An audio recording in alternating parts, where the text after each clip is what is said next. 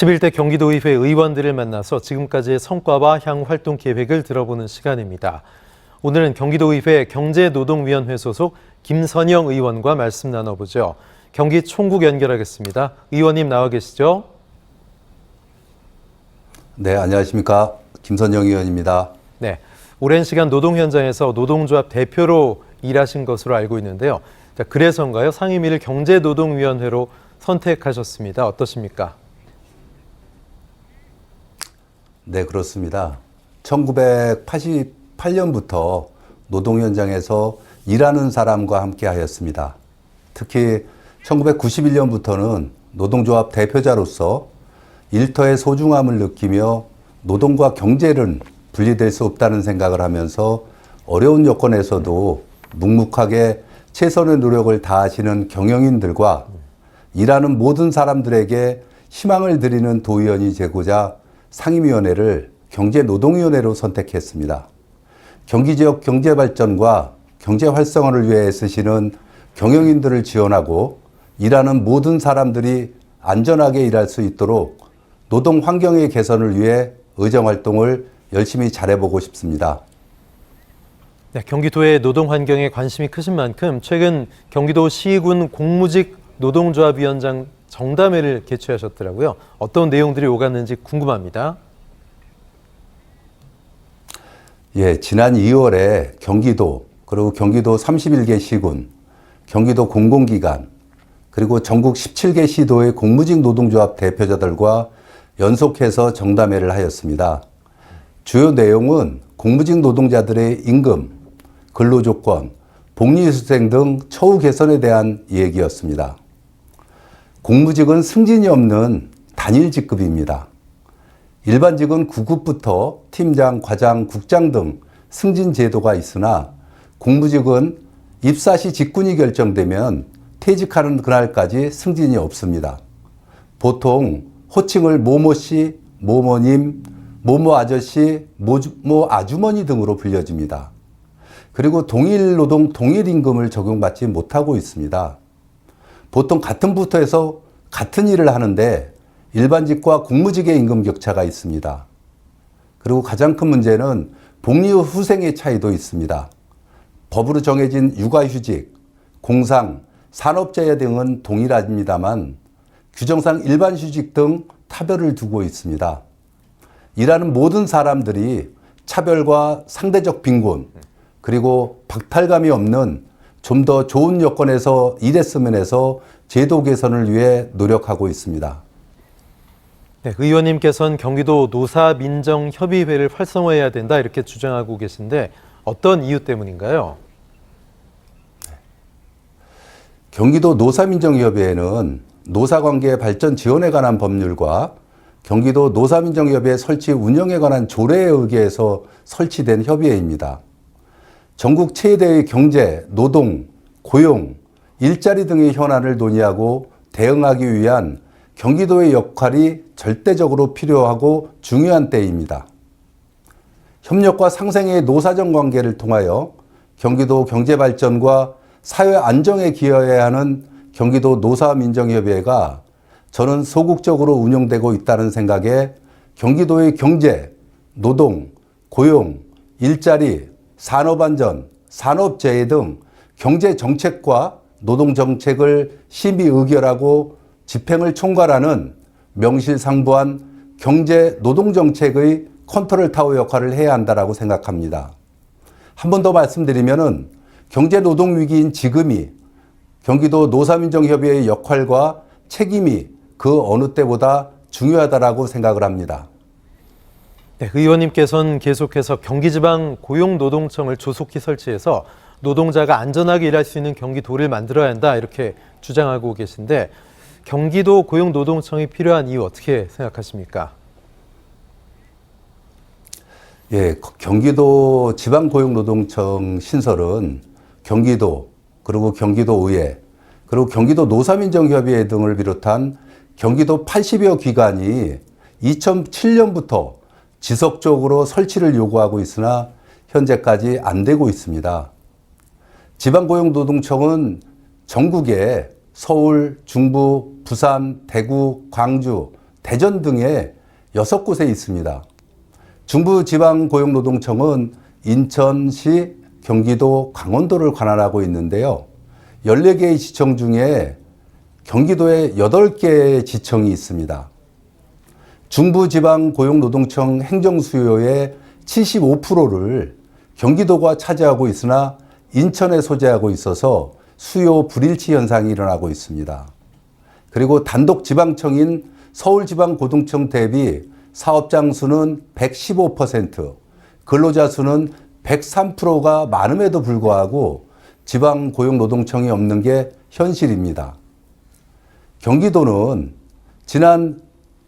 지난해 수원, 용인, 고양 특례시가 출범했으며 용인 반도체 특화 클러스터 조성과 평택 전자라인 증설 등 고용과 노동의 수요가 급증하고 있는데, 그리고 중대재해처벌법 시행 등으로 산업재해 예방활동과 산업재해 발생 시 경기도와 지방고용청의 신속한 합동 대응이 요구되는 현실 앞에서 예방활동만 할 수 있는 경기도의 역할은 분명 한계가 있을 수밖에 없습니다.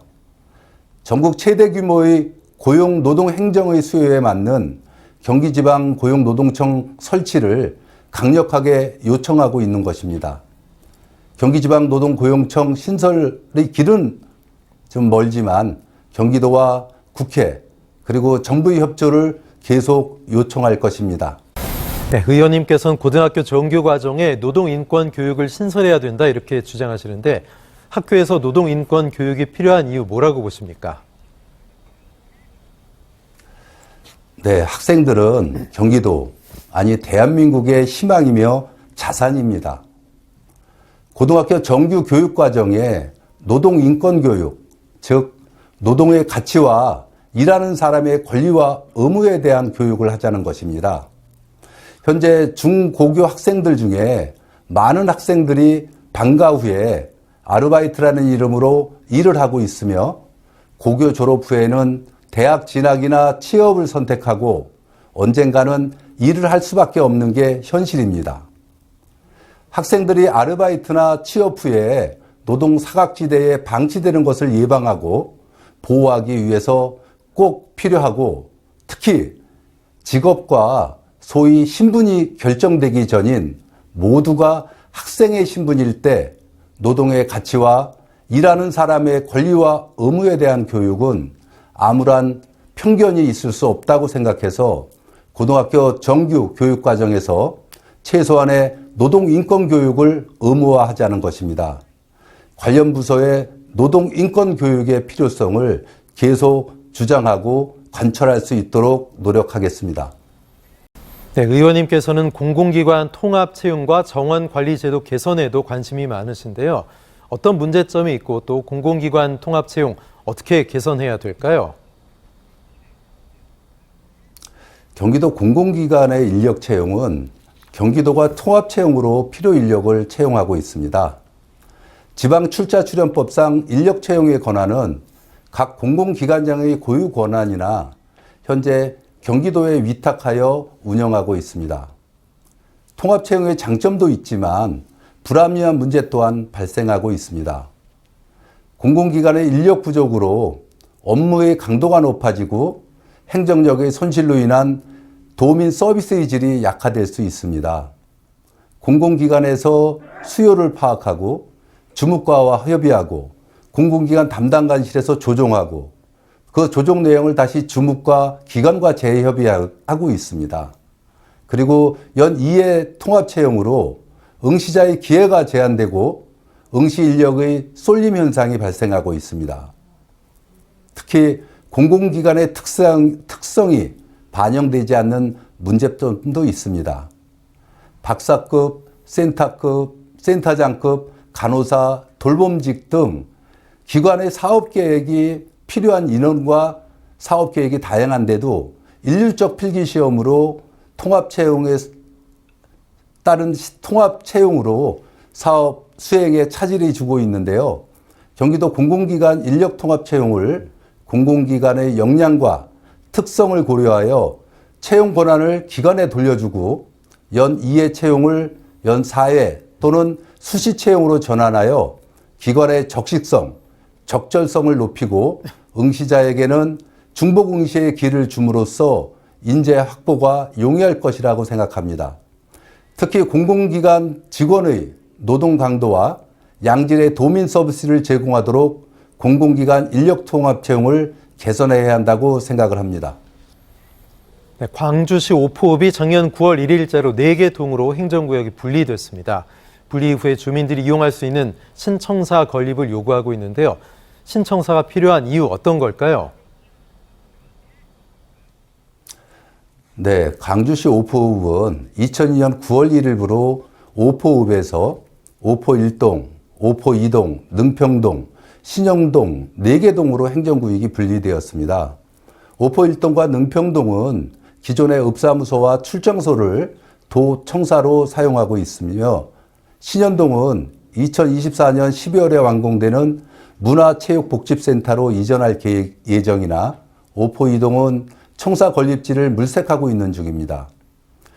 현재 임시청사들은 협소한 업무 공간과 주차장 등 기반 시설이 부족하여 직원들의 근로 의욕이 저하될까 걱정되며 임시 동사무소를 방문하는 시민들의 불편은 이루 말할 수 없을 정도입니다. 하루빨리 신청사가 건립되어 직원들의 쾌적한 근무 환경을 조성하고 주민들에게는 양질의 행정 서비스를 제공할 수 있도록 청사 건립에 노력하겠습니다. 네, 광주시의 국도 57번 신현동 교통체증도 개선해야 된다 목소리도 내고 계신데 교통체증이 얼마나 심각한 상태죠? 예, 광주시는 중부고속도로, 제2영동고속도로, 포천 세종관고속도로, 제2외곽순환고속도로가 지나가는 교통의 요충지입니다. 57번 국지도는 광주시 신현동과 성남시 분당구를 연결하는 태제고개가 있는 구간으로 인근시에서 고속도로를 이용하기 위한 교통량이 많아 평상시 교통방송에서 안내되는 구간 중 한 곳이기도 합니다. 특히 출퇴근 시간이나 비나 눈이 내릴 때는 도로가 아닌 주차장을 방불케 하는 곳입니다. 57번 국지도 태제고개 구간은 기존 도시와 산과 하천으로 인하여 도로 확장이 어려워 태제고개를 관통하는 터널이 유일한 대안이라고 생각하고 있습니다. 광주시와 성남시가 협의를 하고 있는데 57번 국지도 태제고개 구간에 터널이 개설되어 지역 주민과 고속도로를 이용하시는 인근 지역 시민들에게 양질의 교통 서비스가 제공될 수 있도록 경기도 차원에서 지원을 모색하도록 하겠습니다. 네, 광주시 근로자 종합복지관 건립 사업도 추진 준비하고 계신데요. 근로자 종합복지관 건립, 왜 어떤 이유에서 필요하다고 보십니까? 예, 광주시는 8단 함선으로 인한 각종 규제로 인하여 주민은 물론 기업 활동에 많은 어려움을 겪고 있습니다. 산업단지 하나 없고 대부분의 회사가 중소기업, 특히 소기업, 소공인들이 많은 곳이 광주의 현실입니다. 열악한 작업 환경과 어려운 여건 속에서도 지역 경제를 위해 열심히 일하는 사람들의 근로 의욕을 고취하고 건강, 양육, 교육, 편의, 여가 등의 복지를 제공할 수 있도록 근로자 종합복지관 건립을 위해 노력하고 있습니다. 일하는 사람들의 삶의 질을 향상시키고 지역 경제 활성화를 위해서 꼭 필요하다고 생각하며 하루빨리 건립될 수 있도록 최선의 노력을 다하겠습니다. 네, 벌써 예정된 시간인데요. 마지막으로 경기도민들에게 당부 말씀 그리고 또 어떤 정치인으로 기억되고 싶은지 말씀해 주십시오. 네, 도민 여러분. 고물가, 고금리, 고환율로 정말 힘들고 어려운 삶을 살고 계시죠. 현재의 힘들고 어려운 삶도 앞으로 더 좋아지겠지 하는 희망이 있기에 하루하루를 버텨낼 수 있다고 생각을 합니다. 도민 여러분, 힘내세요. 도민들에게 희망을 드리고 어려운 경영 환경 속에서도 지역 경제 발전과 좋은 일자리를 위해 애쓰시는 경영인들에게 감사드리며 존경합니다. 그리고 일하는 모든 사람들이 존중받고 안전하게 일할 수 있는 경기도가 되도록 의회에서 열심히 일하겠습니다. 원칙을 지키고 상식이 통하는 경기도 의원이 되도록 노력하겠습니다.